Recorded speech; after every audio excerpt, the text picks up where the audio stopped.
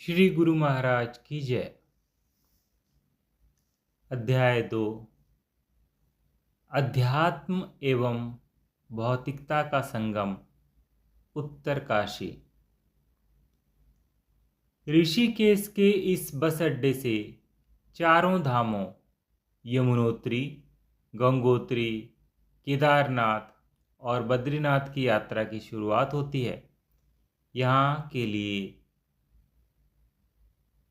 के लिए यहाँ से टैक्सी, लोकल बस और सरकारी बस की सुविधा मिल सकती है। लोकल बस लगभग सभी शहरों में स्थान स्थान पर रुकती हुई यात्रियों को अपने गंतव्य तक पहुंचाती है, लेकिन सरकारी बसें निश्चित स्टॉप पर ही रुकती हैं। राह बीच में सवारियां नहीं बिठाती। लोकल बस में यात्रा करना यद्यपि अधिक सुविधाजनक नहीं है, लेकिन इन बसों में यात्रा से पूर्व रजिस्ट्रेशन करने की आवश्यकता नहीं पड़ती, जबकि सरकारी बस में यात्रा करने के लिए यात्रा से पूर्व रजिस्ट्रेशन कर अथवा अग्रिम आरक्षण करवाना पड़ता है। यात्रा आरंभ करने से पूर्व प्रत्येक सरकारी बस की भली भांति जांच की जाती है।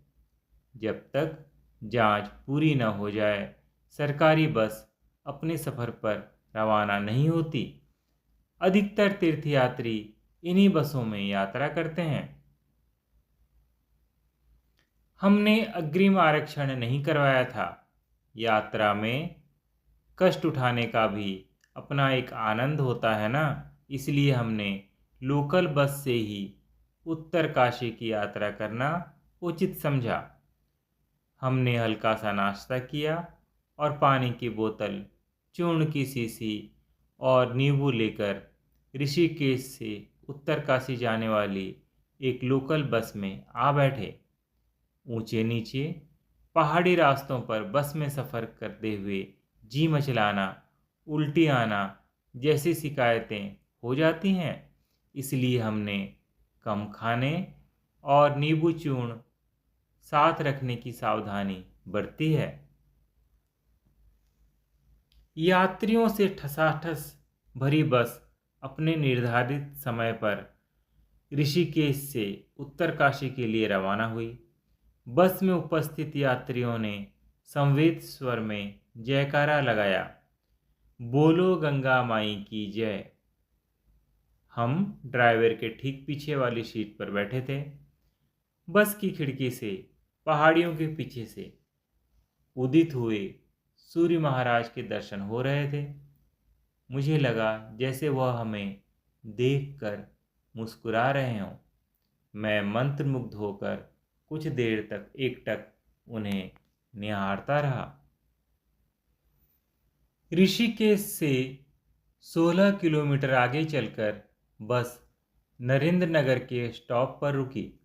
नरेंद्र नगर समुद्र की सतह से 1067 मीटर की ऊंचाई पर बसा एक छोटा सा सुंदर पहाड़ी शहर है, जिसकी आबादी बमुश्किल 5-7 हजार के लगभग है। यह शहर राजा नरेंद्र शाह बहादुर ने बसाया था। नरेंद्र नगर से इतने अधिक यात्री बस में सवार हुए कि बिल्कुल जगह न बची। कुछ देर नरेंद्र नगर स्टॉप पर रुककर बस आगे चली। मौसम कुछ इतनी तेजी से अदल बदल रहा था कि हमें कभी ठंड लगने लगती तो कभी गर्मी लगने लगती। कहीं कहीं पर घने बादल छाए हुए थे तो कहीं कड़ी धूप थी। चारों ओर पहाड़ों का मनोरम सौंदर्य फैला था। पहाड़ भी कहीं कहीं पर एकदम सूखे, नितांत पत्थर और कहीं पर हरियाली युक्त थे। एक महिला सहयात्री की तबीयत अचानक खराब हो गई और उसने बस में ही उल्टी कर दी, तो मैंने पानी में नींबू निचोड़कर चूर्ण घोलकर उसे पिलाया। उसकी तबीयत फौरन सुधर गई। उसने हमें धन्यवाद दिया और सहयात्रियों ने हमारी सराहना की।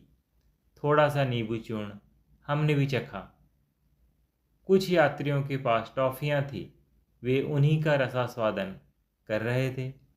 अनेक यात्री सहयात्रियों की असुविधा का ख्याल न कर बस में धूम्रपान भी कर रहे थे। मैंने अपने निकटस्थ यात्री से धूम्रपान न करने का अनुरोध किया तो उसने फौरन अपनी जलती बीड़ी बुझा दी और ताज़ा हवा के प्रवेश के लिए खिड़की का शीशा खोल दिया। मुझे यह बड़ा अच्छा लगा और मैंने काफ़ी राहत महसूस की। अगर सभी यात्री इसी प्रकार दूसरे सहयात्रियों की सुविधा का ख्याल रखें तो कितना अच्छा हो, मैंने सोचा। सूर्य अपने पूरे यौवन से दमक रहा था। गर्मी अब ज़्यादा बढ़ गई थी। उत्तरोत्तर चढ़ाई पर चढ़ती हुई बस चंबा नामक स्थान पर पहुंच गई। चंबा ऋषिकेश से 62 किलोमीटर की दूरी पर बसा एक सुंदर पहाड़ी स्थान है। समुद्र तल से इसकी ऊंचाई है 1524 मीटर। इसकी आबादी 7-8 हजार के लगभग है। यहाँ का मौसम सुहावना था। मटमैले काले पहाड़ों का नैसर्गिक सौंदर्य बहुत प्यारा लगा। चंबा में हमने आलू बुखारे लिए। एक सहतूत जैसे फल का डोंगा भी लिया। यहाँ के स्टॉप पर थोड़ी देर रुककर बस फिर अपने सफ़र पर आगे बढ़ी। आगे ढलान शुरू हो गया था। बस ढलान पर तेजी से उतरती चली गई। टिहरी तक ढलान ही ढलान है। जल्दी ही हम टिहरी पहुंच गए। टिहरी महाराजा सुदर्शन शाह की बसाई नगरी है। यह ऋषिकेश से 83 किलोमीटर की दूरी पर भागीरथी और भिलंगना के संगम पर अवस्थित है।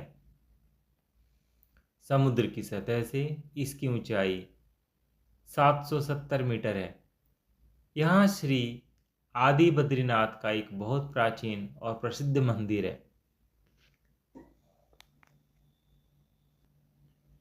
कहते हैं कि यहाँ बद्रीनाथ टिहरी राजवंश के राजाओं की पूजा में प्रकट हो जाया करते थे। संसार प्रसिद्ध स्वामी राम तीर्थ अमेरिका से लौटकर यहीं आकर बस गए थे। यहीं इन्होंने जल समाधि ले ली थी। यहाँ गंगा नदी पर करोड़ों रुपए की लागत से एक बांध बनाया जा रहा है।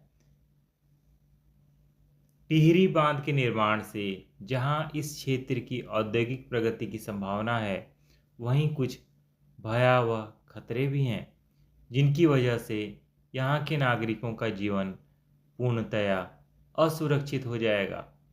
टिहरी बांध के निर्माण से यहाँ विस्थापित होने वाले नागरिकों के पुनर्वास की समस्या आज टिहरी की प्रमुख समस्या है।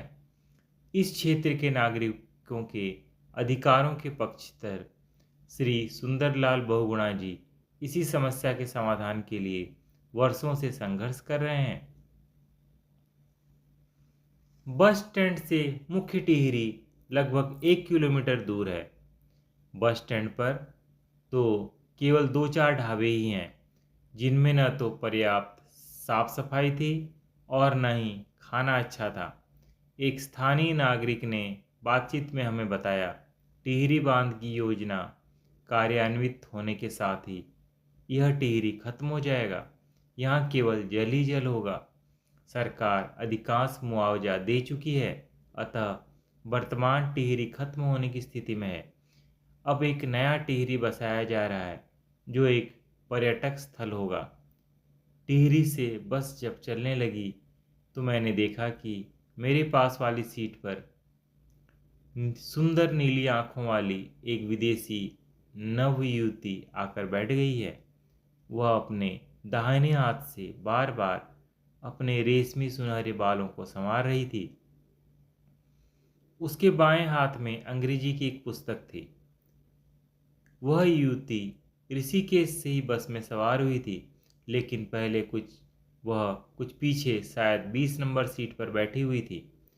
मैं उससे परिचय प्राप्त करने का मोह स्मरण न कर पाया। बातचीत में उसने बताया वह ऑस्ट्रिया की रहने वाली है। 1 वर्ष पूर्व वह भारत में आई थी।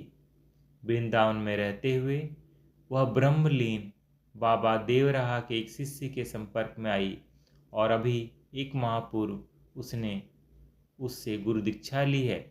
वह भारतीय जड़ी बूटियों पर अनुसंधान करने के लिए यहाँ आई है और बनारस विश्वविद्यालय में डॉक्टरेट की डिग्री हासिल करने के लिए उसने अपना रजिस्ट्रेशन करवाया है। भारतीय संस्कृति में वह विशेष प्रभावित है और धीरे धीरे पश्चिमी संस्कृति छोड़कर भारतीय संस्कृति अपना रही है। यहाँ आकर उसने अपना नाम ललिता रख लिया है। भारतीय अध्यात्म विशेषकर योग में उसकी अधिक रुचि है। वह 3 समय प्रभु से प्रार्थना करती है। जय गुरुदेव।